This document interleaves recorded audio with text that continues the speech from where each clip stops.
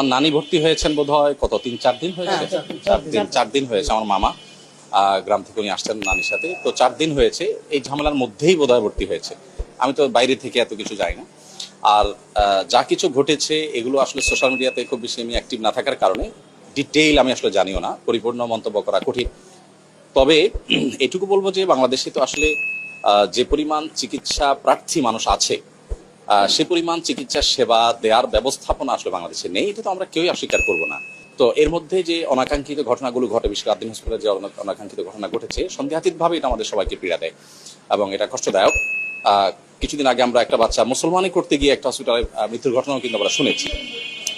এই যে আপনার ভুল চিকিৎসা বলেন কিংবা অবহেলাজনিত মানুষের মৃত্যু বলেন, এগুলোকে কমিয়ে আনার জন্য আমার মনে হয় খুব পরিকল্পিতভাবে আপনার কাজ করা দরকার।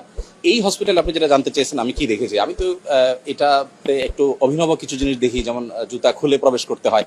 আমি এটা অন্য কোনো হসপিটালে দেখি নাই। তো ফ্লোরগুলো বেশ পরিষ্কার দেখি, বাট একেবারে ভেতরে লেয়ারে লেয়ারে যে তো আর আমার দেখার সুযোগ হয় না, আর সেভাবে আমার অনেক বেশি আশাও হয়নি। তো আমার নানির কথা বলতে পারি, উনি আলহামদুলিল্লাহ যথেষ্ট ইমপ্রুভড, এবং সেটাকে আমার নানি হিসাবে ইমপ্রুভ কিনা আমি জানি না, যদি উনি আমার নানি হিসাবে পরিচয় হয়তো ভর্তি হন নাই।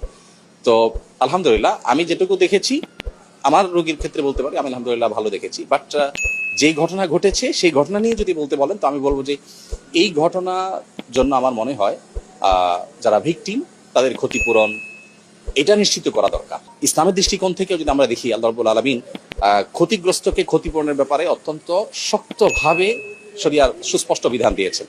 অতএব সেটা যদি আমরা কার্যকর করতে পারি, সেই বিধান যদি হয় এবং যদি কার্যকর হয়, তাহলে এই ধরনের অনাকাঙ্ক্ষিত ঘটনা কিন্তু আস্তে আস্তে কমে আসবে আমার মনে হয়। দু একটা নিউজে দেখলাম যে আপনার হসপিটাল বন্ধের কথা, এটা আমার তো মনে হয় যেটা হলো মাথা ব্যথার কারণে মাথা কেটে ফেলার মতো আর কি। শত শত হাজার, বিশেষ করে এখানে তো আমার 7 বছর একটা বাচ্চা আছে, বাচ্চাটা মুসলমান এখানে হয়েছে আরো 5-6 বছর আগে। তো এই যে সার্ভিসগুলো, বিশেষ করে গাইনির যে রোগীগুলো, সে রোগীগুলোর প্রসূতি মায়েদের যে সেবাগুলো, এগুলো তো সরকারি হসপিটালের বাইরে স্পেশালাইজড আপনার বেসরকারি হসপিটাল খুব বেশি নেই।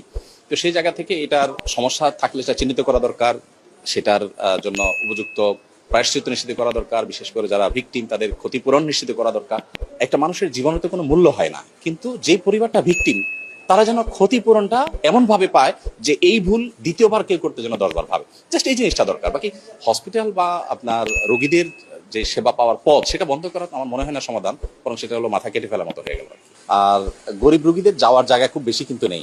আমি যেটা দেখি যে প্রাইভেট হসপিটালগুলোতে ধনীরা যায়, গরিব রোগীরা সরকারি হসপিটালে বাইরে তাদের আসলে যাওয়ার কোনো জায়গা নেই।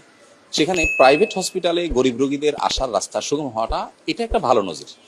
এটুকু বলতেই হবে যে আপনার ফি কম, অল্প টাকায় সার্ভিস দেওয়ার যে ব্যাপারটা, সেটা সন্দেহাতীতভাবে ভালো। তবে কতটা কার্যকর আছে, কতটা বাস্তব, সেটা তো আমি জানি না। আমি যেটুকু আমার চোখে দেখেছি সেটা আলোকে আমি বলছি এটা ভালো।